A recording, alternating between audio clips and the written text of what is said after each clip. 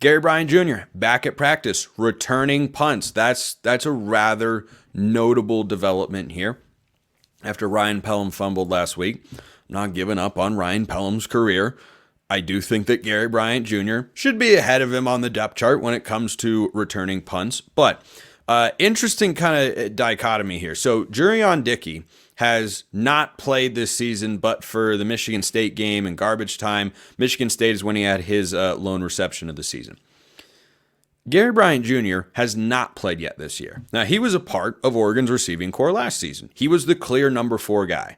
It was Troy Franklin, it was Tez Johnson, it was Trayshawn Holden, and then it was Gary Bryant Jr. And this is a guy who is around 6 feet tall. He can play inside, he can play outside, screen passes, gadget plays, fly sweeps, anything like that.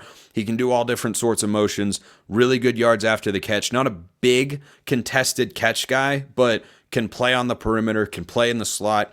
You can just do a lot with him on offense, and Will Stein did as much a year ago. The report, according to my guy Eric Scopel over at 24/7 Sports, is that he was back and he was returning punts this week. He was Oregon's kick returner a year ago, and I think having Tez returning punts is great. It's not where he got injured, and that can be a frustrating thing sometimes when fans see a player who's a starter go down on a special teams play. Like, why was he there on special teams? Well, there's a reason. But alas, that's not what happened here. And Gary Bryant Jr. goes back to return punts. I don't think this drastically improves Oregon's return game. I think Tez is obviously a loss in the wide receiver room. He's a loss to the punt return game too. He's had some pretty big returns outside. The Boise State game, he had a touchdown. He also had a big return that set up a touchdown to Evan Stewart.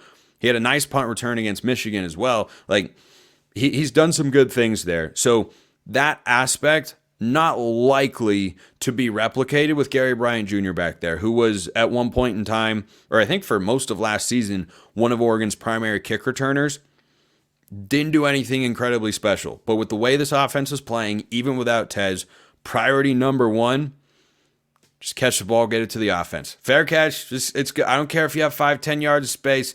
I trust these guys to move the ball down the field, especially against Maryland. Just don't do anything disastrous there. So I don't have high hopes in that sense. I do wonder about what Gary Bryant's role is in the wide receiver rotation. So talked about this earlier in the week, that I think Evan Stewart sees a bigger role, and that everyone else is mostly the same. Maybe Trayshawn holding a slight bump.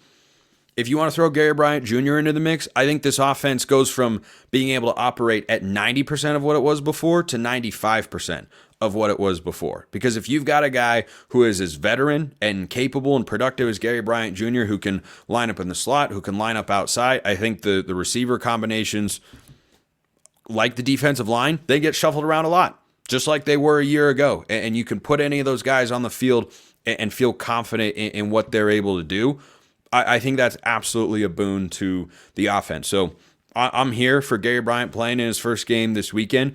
Would be, I think, a really good opportunity to work him into the fold, because like I said, this is not a Maryland team that I expect to be able to challenge Oregon. They should be able to move the ball up and down the field. I think the defense is going to play very well.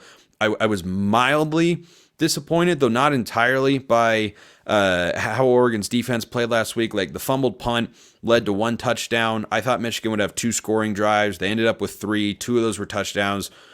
Wasn't great, but Michigan made a couple of plays. Like the first touchdown, Davis Warren throws it. Brandon Johnson's blanketed over the guy.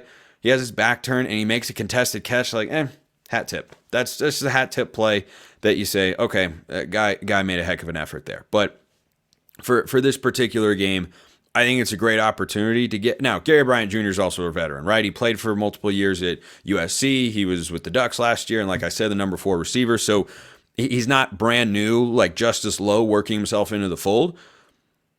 But he hasn't played yet this year. He hasn't been in this receiving corps. He hasn't played with Dylan Gabriel yet in real game action. So I think him playing this week would be an absolute positive. But I've gotten several questions, probably about half a dozen or so this week, about, hey, why isn't Jurrion Dickey playing?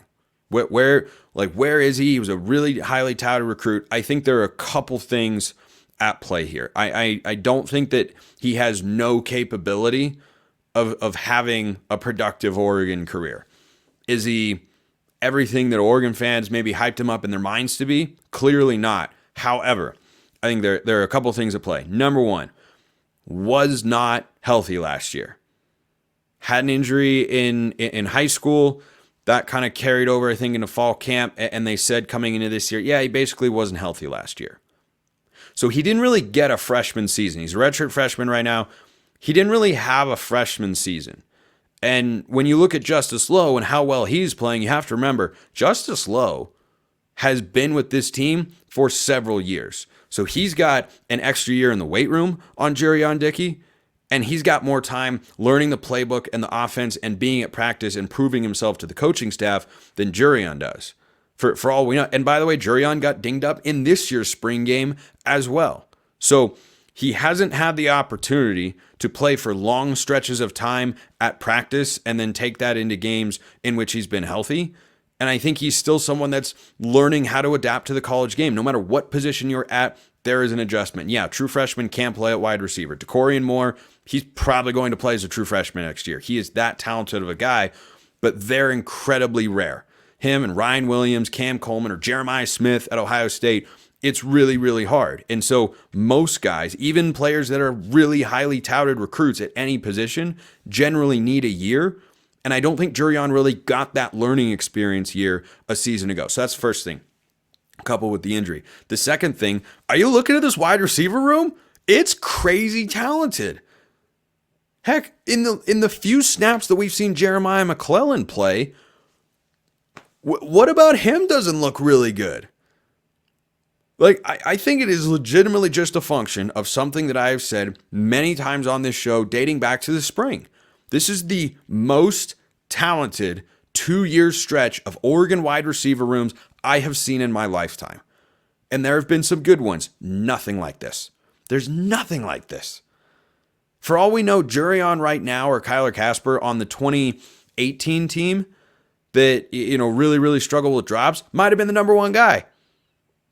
Might have been the number one receiver. Like, we don't know because, you're comparing two different teams there, but this is just a crazy talented room. And Justice Lowe is a really experienced guy, and everybody raves about him.